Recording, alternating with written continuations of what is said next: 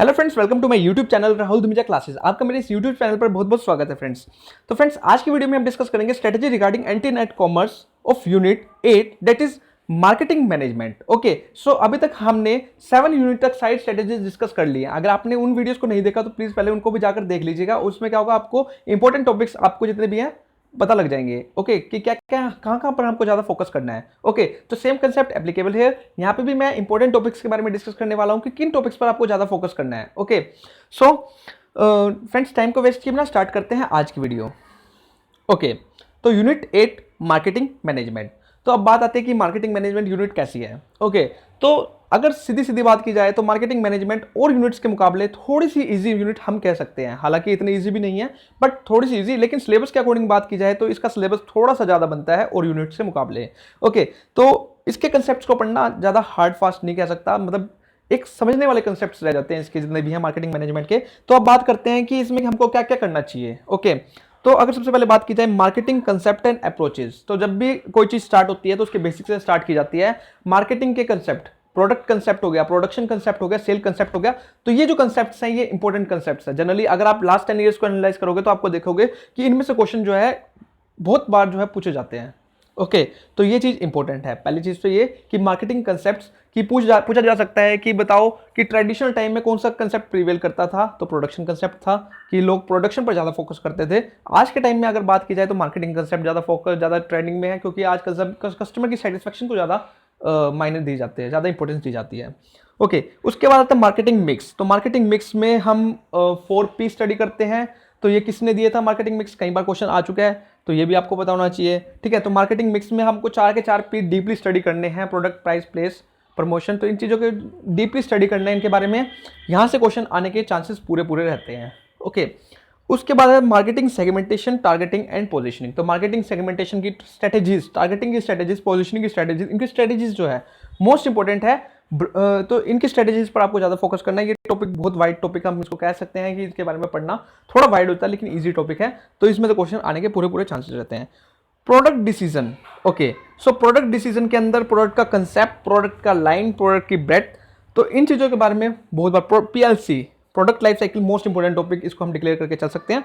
तो product decision जो है एक इंपॉर्टेंट है। इसमें आपको जनरली कंफ्यूजन कहाँ की जाती है, प्रोडक्ट विड्थ से रिलेटेड, प्रोडक्ट लेंथ क्या होती है, तो इन चीज़ों का आपको पता होना चाहिए। तो आप ये जो टॉपिक है इसको अच्छे से कर सकते हैं। तो इसके बारे में आपको डीप स्टडी करना पड़ेगा। न्यू प्रोडक्ट डेवलपमेंट प्रोसेस कई बार पूछ लिया जाता है, तो इसके बारे में भी आपको पता होना चाहिए।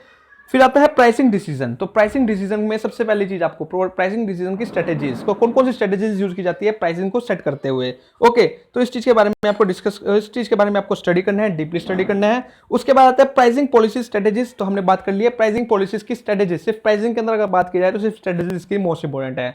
तो स्ट्रेटेजीज में भी प्राइस स्कीमिंग हो गया, प्राइस पेनिट्रेशन हो गया, तो इन चीजों के बारे में आपको पता होना चाहिए। तो ये चीजें जो है आपको डीपली स्टडी करनी है इन चीजों के बारे में।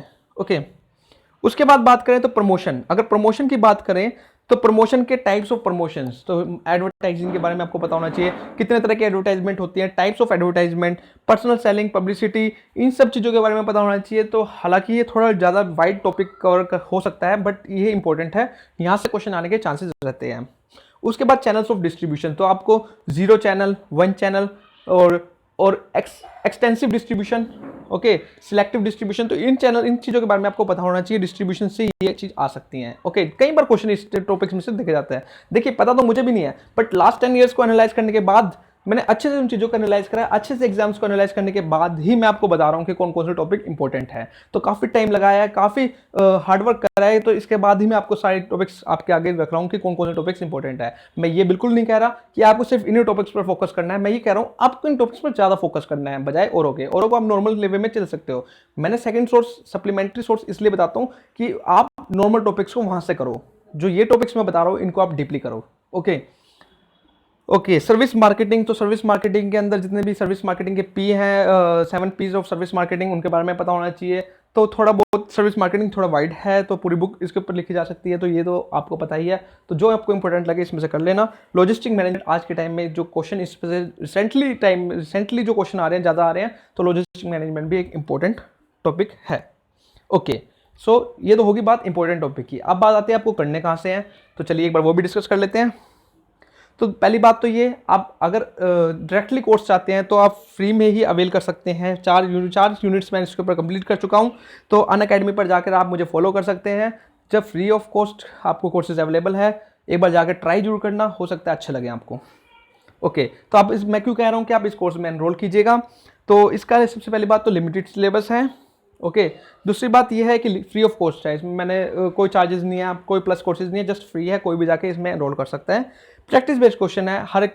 देखो, चीज़ का आपको कैसे पता लगेगा, आप पढ़े जा रहे हो बट आपको ये नहीं पता कि क्वेश्चन किस तरह का आने हैं, तो क्या उस चीज़ का पढ़ने का कोई फायदा होगा?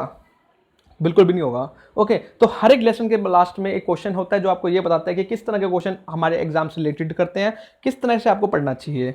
ठीक है, तो और पॉइंट टू पॉइंट एक्सप्लेनेशन है, कोई मैंने इस ज़्यादा एक्सप्लेनेशन भी नहीं की कि एक चीज़ को इतना डिफाइन कर रखा हो, मैंने सिर्फ नॉर्मली डिफाइन कर रखा है। हाईलाइटेड कंसेप्ट है, जो चीज़ इंपॉर्टेंट है मैंने उसको अलग से हाईलाइट कर रखा है। ओके, सो एक चीज़ और मैं बताना भूल गया, इसको करने के 3 मेजर सोर्स हैं। एक तो आप यूजी पीजी की बुक्स, ठीक है, क्योंकि यूजी पीजी की बुक्स मैं क्यों रेफर कर रहा हूँ, क्योंकि आपने पहले उन बुक्स को पढ़ रखा है, अब की बार उनको पढ़ोगे तो आपको ज़्यादा दिक्कत नहीं होगी।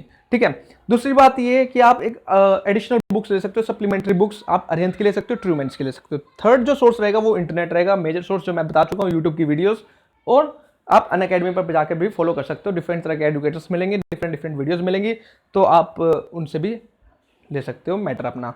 ओके, सो अगर आपको वीडियो अच्छी लगी तो प्लीज़ को लाइक कीजिएगा, आपका एक लाइक मुझे मोटिवेट कर सकता है, और आप मुझे मेरे चैनल को सब्सक्राइब भी कर सकते हैं अगर आप इंटरनेट कॉमर्स की प्रिपरेशन कर रहे हैं। So thank you friends for watching.